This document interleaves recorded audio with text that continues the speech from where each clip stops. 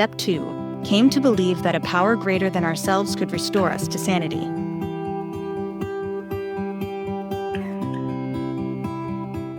Hi, I'm Dale from A Guiding Light, where we explore the 12 steps and find practical tools for lasting change.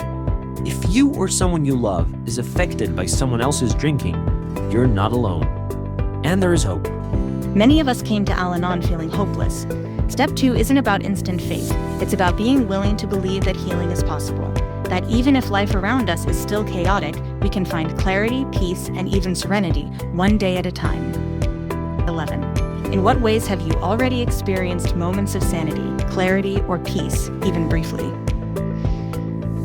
Sample answer. Sometimes after a meeting, I feel calm and less alone. When I let go of trying to control someone else, I felt surprising moments of relief. If this message spoke to you, please like, share, and subscribe for more videos that support your journey in recovery. 15. List 3 things that a power greater than yourself might be able to help you with. Sample answer 1. Helping me let go of resentment toward my loved one. 2. Giving me strength to focus on my own life. 3. Reminding me that I deserve serenity no matter what someone else chooses. 16. List 3 things you are willing to try in order to build your connection with a higher power. Sample answer 1.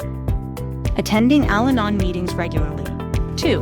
Reading recovery literature about spirituality. 3. Saying a short prayer when I feel overwhelmed. The journey begins with one step and the willingness to believe in something greater than yourself. Al-Anon Workbook Step 3, coming soon. Find the A Guiding Light Al-Anon Workbook on agl911.com or Amazon today.